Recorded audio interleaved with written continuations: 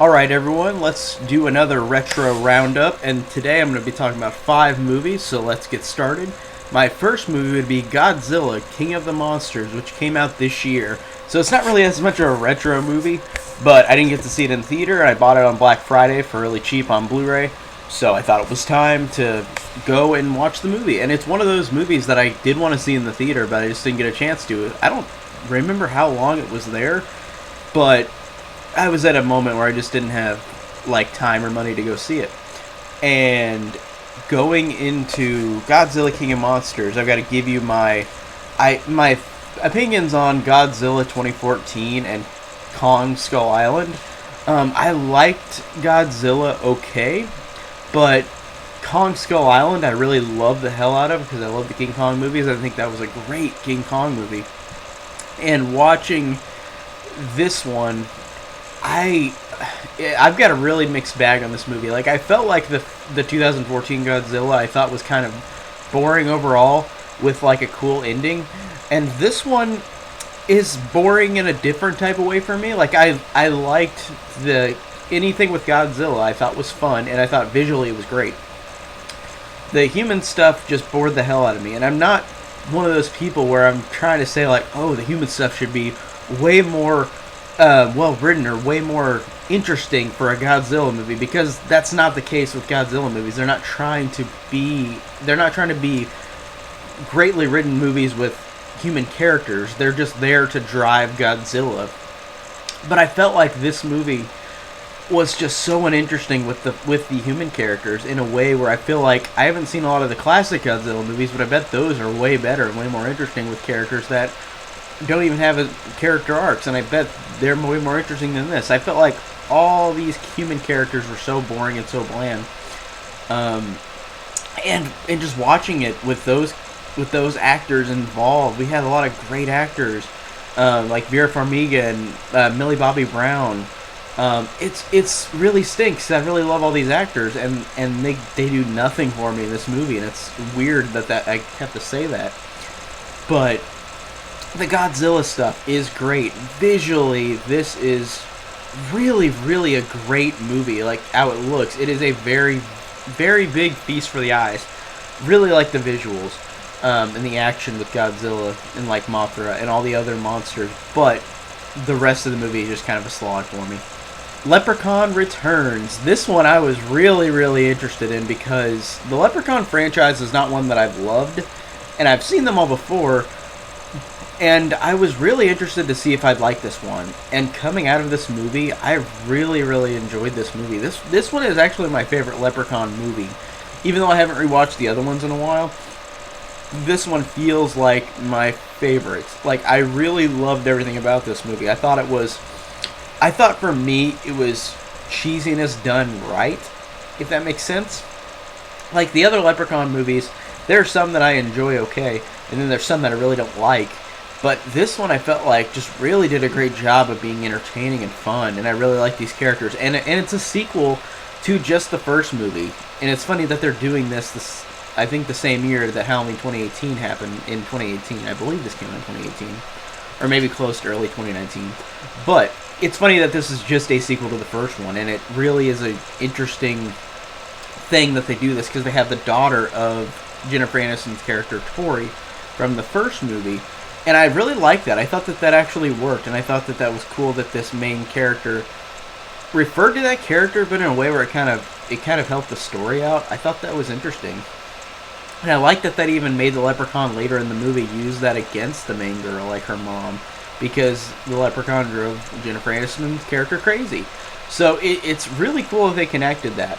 And a lot of the jokes, I think, landed for me. I really thought a lot of these jokes were so entertaining and so funny. And I really, really liked them a lot. I thought that they all really landed a lot for me. The jokes were great. The gore was great, too. There's some really great kills, and they're really ridiculous, but they're really funny. And the guy who plays Leprechaun in this movie, not Warwick Davis, I thought did a great job. He feels like he's kind of Warwick Davis in a way, but he's got his own twist to it. And I thought that made it really fun and really enjoyable. This one overall, I just really, really enjoyed. The Hitman. The Hitman is a Chuck Norris movie from 1991. that I watched, and I watched it a while ago, so I don't remember much about it. It's a movie where Chuck Norris is a hitman, and he goes and kicks some ass, and that's pretty much the movie. And it's not one of those kind of genres that I'm super interested in, like these type of movies, but like these type of pulpy action movies from like the 80s or 90s. But this one I thought was moderately okay. I didn't mind this one a lot. Like, it was fine. I thought Chuck Norris was good in it. I thought it was fun. It was silly. It was likable. It's a likable movie. I was bored a little bit, but I mean, I still enjoyed some of the action-y bits. Not much else to say about this one, but I enjoyed it okay. An American Werewolf in Paris, the sequel to American Werewolf in London. This is the first time I've seen this movie. I've waited a while to see An American Werewolf in Paris because I was really kind of dreading it because people say that this is terrible.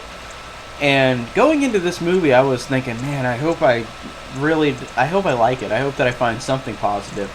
And honestly, I found more positive than negative than I thought I would. I really thought this movie was fun. I liked the way that this movie, it's a sequel, but kind of in name only. Like, it exists in the universe, I guess, of the other movie, but it doesn't refer to the other movie or talk about anything from the other movie. But I did enjoy this movie. I enjoyed the main lead. I enjoyed the side characters. I enjoyed everybody in the movie was really fun, and the movie had a sense of humor that wasn't as great of humor as like American Werewolf in London. But I thought that the humor landed more times than not. Like, there are a couple jokes that I'm like, okay, but for the most part, I was surprised at how much I was engrossed and I was laughing at the jokes. Whenever I heard this movie was like people just don't like this movie at all. I keep hearing people say that it dislike it, but watching it, I guess I can maybe see a little why. But I don't see as much as people do, like, that this is that bad. Like, I do actually enjoy this one a lot. It's definitely not the first one, but I think it is a fun sequel in name only. But I enjoyed this one. I thought it was pretty entertaining. Pretty fun. Oh, and the CGI is one of those complaints I hear people talk about. And yeah, the CGI is bad because it's from 1997, but it's definitely a different hybrid of a movie than American Werewolf in London, where it was Rick Baker doing all the effects and it was all practical. This is CG, and it's 90s CG, so it's unfortunate, but I still like the characters enough. I still like the fun. I still like the humor, so I thought this was a fun time overall. Here we go. We're at the big one now. When a Stranger Calls, the remake. I watched this movie for the first time. I watched the original one this year in October for 31 Days of Horror, and I liked the original movie okay. I thought it was fine. I thought the opening and the ending were great, but I didn't like the middle. And then I was like, okay, we got a remake, and it looks like the remake's gonna do what I wanted the original to do, where it was just like the character in the house the whole movie. Because if you watch the original When a Stranger Calls, the first 20 minutes is what everybody remembers. And this movie portrays that, where like the whole movie is just the guy calling in the house while the girl's being scared. I thought that would have been the whole movie for the original, but it wasn't, and I was annoyed by that. But honestly, watching this piece of shit, like, I completely think that the original now, even though I had a couple problems with, is just I should have given way more credit to. This movie is awful. I hated this movie. This is one of the worst, like, modern horror remakes that I've ever seen. Like, it's up there for me with the Fog remake, where it's like absolute trash. Like, there's nothing I can enjoy or say about this movie. It is so bad and so horribly executed. So this is the movie like the original, where a girl is babysitting and somebody calls, have you checked the children, and then starts making her get paranoid and starts eventually stalking her. And this movie is padding, because like I said, the original movie, I wanted it to be this, but good, where like it's the whole movie, it's the girl in the house and like the guy calling her. But again, the original movie, it's only the first 20 minutes.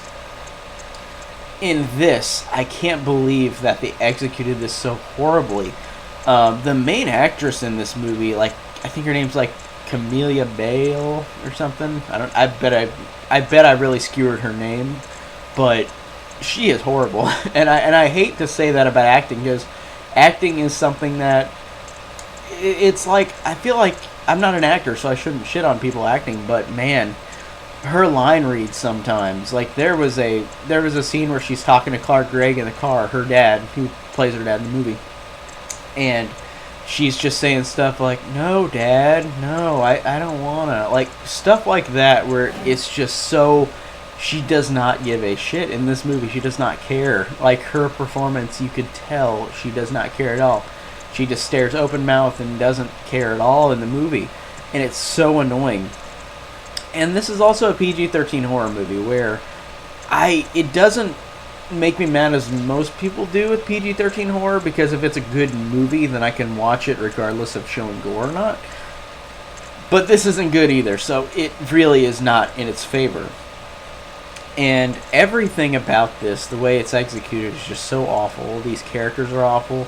The story is awful. It's just generic as can be PG-13 slasher. And it's just so lame. It's very incredibly lame, incredibly forgettable. Honestly, I watched this like a week ago, and I'm trying to remember for the life of me what else happened in this movie, but it is so incredibly forgettable.